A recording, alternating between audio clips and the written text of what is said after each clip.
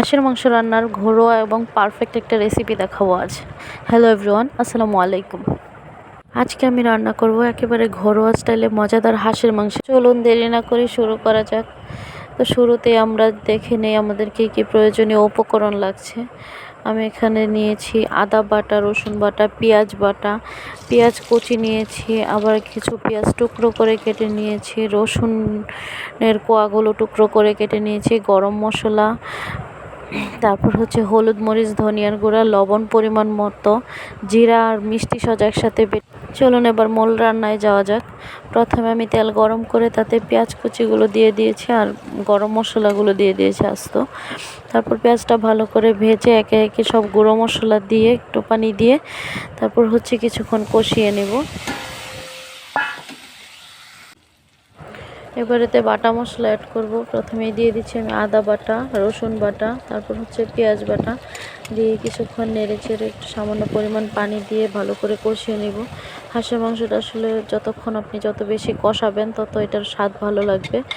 এবার হচ্ছে এখানে আমি জিরা আর হচ্ছে মিষ্টি সজ বাটাটা দিয়ে দিলাম। তারপর আর একটু পানি দিয়ে ভালো করে কষিয়ে নিয়ে এবার হচ্ছে মাংসটা অ্যাড করে দিচ্ছি। নেড়ে চেড়ে মাংসটা মশলার সাথে মিশিয়ে ভালো করে তারপর কিছুক্ষণ ঢেকে রান্না করব। মাংস থেকে যে পানি ছাড়বে ওই পানি দিয়ে কিছুক্ষণ সেদ্ধ হবে। এখনও পর্যন্ত এতে আমি কোনো পানি অ্যাড করি নাই। তারপর হচ্ছে এই পর্যায়ে আমি অল্প পরিমাণ পানি দিয়ে এটা ভালো করে কষিয়ে নেব। ভিডিওটা আমার স্কিপ হয়ে গেছে। এভাবে 2-3 বার অল্প অল্প পানি দিয়ে কষিয়ে মাংসটা যখন প্রায় 80% সেদ্ধ হয়ে যাবে তখন আমি যে টুকরো করে পেঁয়াজ আর রসুনটা রেখেছিলাম সেটা দিয়ে একটু নেড়ে চেড়ে মিক্সড করে তারপর হচ্ছে গরম পানি দিয়ে আমি এতে ঝোল দিয়ে দিব।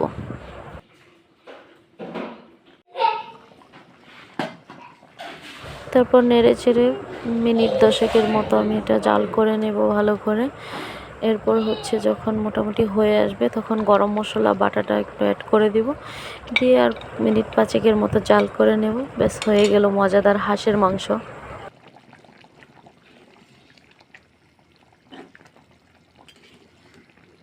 এইভাবে হাঁসের মাংস রান্না করে ভাত, রুটি, খিচুড়ি যা দিয়েই খান একেবারে স্বর্গীয় স্বাদ লাগবে আপনার।